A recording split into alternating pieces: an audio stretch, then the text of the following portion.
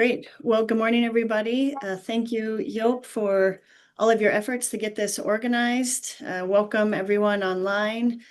Please take note to thank our sponsors, and if you have any questions about their products, just remember that information is all available on the website. So we'll get started right away this morning. We have a very busy session. We are starting with Dr. Nathan Katz. Good morning. And we're so excited to have you here to talk about Microfat. I think that all of your information is also available, and given the short time frame, I'm just going to quiet down and let you jump right in, if that's okay. Absolutely. Thank you, Melinda. Good morning, everyone. I'm Dr. Nathan Katz. I'm a scientist with a medical background, and I'm CEO of Jointech Labs, biotech company out of beautiful Tampa, Florida. My talk today is the future of Microfat, which I would disagree because it's not really a future. It's pretty much a present. So in general, orthobiologics are in a steep learning curve yet, but they're not going anywhere, and we integrating them into multiple medical field. And as we know, platelets-rich plasma, PRP, and bone marrow have been around nearly 3 decades by now, and adipose kicked in about 25 years ago when landmark publication of Patricia Zook out of UCLA was published, and we eagerly started investigating adult stem cells from adipose tissue. So today it's becoming pretty much integral part of many clinical modalities and expanding rapidly as a member of orthobiologics family. So what MFAT, what Microfat is? MFAT is pretty much adipose tissue that fragmented, and it's preserved all the histological component of the adipose tissue, which is adipocytes, stromal cells, preserved in their natural niche, and vascular network. Usually it's downsized to a range of between 400 and 800 micron, and it's used as injectable for different application, healing, restoration, and repair. So there is a general misconception of adipose tissue. We've been taught in medical school that a major purpose of the adipose tissue in our body is the thermoregulation, lubrication, and such, which is correct, but it's much more complex than it sounds. It's an organ that participates in multiple metabolic activities, endocrine activities, sex steroids metabolism, and of course, it's active reactive cell depot of those stromal cells that we attribute the healing properties of adipose tissue. So it's important to understand, as any biologic product, it has particular quality parameters. And when you go in the publications and you see just there was injected 5 ml of MFAT, or it's same story with the PRP, by the way, there is very, very little discussion about the quality of those biologics. And in adipose tissue, there are parameters that really, really critical for their clinical activities and efficacy. And I just listing a couple of those, like the free oil that literally leaking out of the damaged adipocyte during the mechanical processing of adipose tissue. This free oil is very toxic. It's published and known toxic to the cartilage, red blood cells. It's important to remember that these red blood cells, it's a peripheral red blood cells, not the same like from the bone marrow. And those red blood cells, when the hemoglobin, when they degrade, free hemoglobin is again toxic to the chondrocytes. So we would like to get rid of it as much as possible. And of course, during the manipulation, we're creating cell debris, and the cell debris, very well-known source of the free radicals and the oxidative stress if it's not eliminated out of the final product. So we work a lot in our investigation and research to define the ideal particle size, the cluster size of the fragmented adipose tissue, because the too large and in our data showing that too large particles above 1 millimeter, they just suffocate, not allowing to oxygen supply for the stromal cells. When it's too small, it just naturally you create too much damage to adipocytes and then to produce too much excessive oil. So we found those golden line in between, which is 600, 700 micron, where the cells most viable, and that actually defines the injectability, viscosity, because we also want to preserve the structure, not make it too liquid, because we want to the MFAT to stay where it's get injected and also function as the cushioning product in the particularly in the joints. Well, all the biologics we using for treating particular disease, and as such, they need to be considered as a drug, not regulatory wise, but for treating condition, we need to understand what the active agent, like in any drug, what the dose, what additional ingredients present in the final injectable product, and of course, the way administration, pretty much like any drug that developed. Now, the dose is pretty much the centerpiece of everything.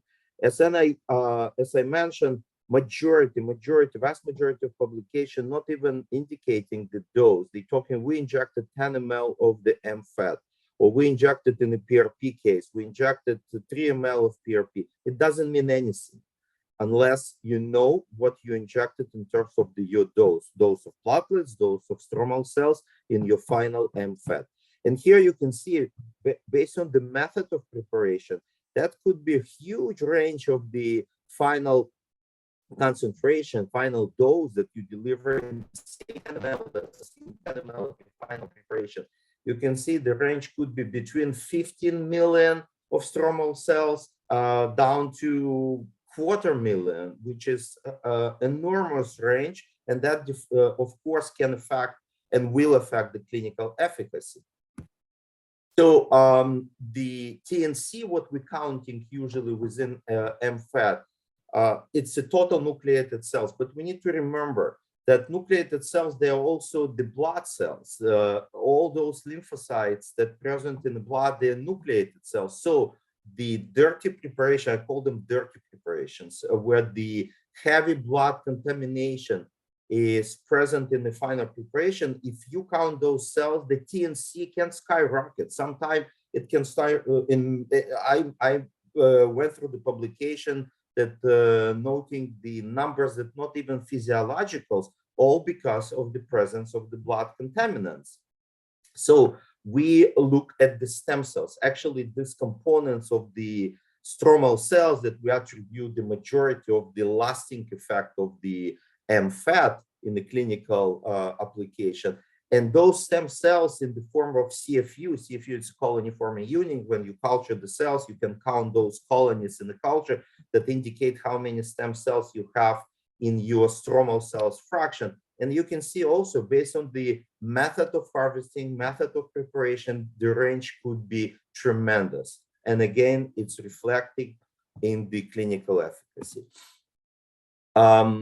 So we would like, so we design the method and the device and of preparation, keeping in mind everything that I just mentioned, to eliminate the impurities, to extensively wash the fat, gently fragment, gently without excessive damage of the adipocytes, and preserving as most as possible of the stromal cells. All about is standardized process, eliminating as many as possible variables that can affect the final product in a closed loop and sterile manner that can be implemented pretty much in any clinical environment. So, but it's not enough the device itself for the processing. We actually investigated entire process from harvesting through the processing into injection. And the harvesting, it's super critical point that many actually don't attribute too much importance to it. Whatever, we can harvest fat and you can learn on YouTube how to do liposuction. No, it's not. And I discourage anyone to learn the harvesting procedure for this purpose from the YouTube videos on the plastic surgery liposuction. And it's very much different and serve different purposes. So we designed the cannula, we designed the syringe to minimize the damage, to minimize the shear force, and that's how we comprehensively approach this preparation of the autologous MFAT product. Now, well, and again about the harvesting, and I think we aggregated a lot of experience because the patient may look different, and the harvesting procedure should look different and should be adapted to particular body shape, particular age of the patient. And similar in the equine and the human world, the patient could be in like a very different athlete patient, obese patient, aging patient, younger patient. The nutrition can affect the even texture of the fat, and we saw it in horses particularly. And of course, what the human patient or the equine patient is involved in. And you understand that recreational horses and endurance racing horses, they will be very much different in terms of the fat layer that you can harvest. So approach to harvesting should be differentiated, and that's where we accrued and aggregated the expertise in. So, well, it's all about standardization. Now, the feasibility of the harvesting fat, as I said, we develop pretty much in any situation, in any type of horses. We know how to handle it. We learned that it's feasible, it's possible, and you can see the setup that, again, can be set up in pretty much any clinical environment. We in human work, we're doing about 70-75% of procedure in outpatient setup and 25% in the adjunct in the surgical environment. But you can see that it's absolutely feasible and standardized setup. Now, just a little bit about the science, few words, because we don't have too much time. We learn, of course, not just about feasibility, how to harvest fat, how to process fat, that what actually happens, how the cells interact with the cartilage. On this slide, you can see the stem cells, the adipose derived cells attaching on the surface of the cartilage, so they can propagate on the surface, survive in the presence of the inflammatory environment, and produce the anti-inflammatory effect. My screen freeze.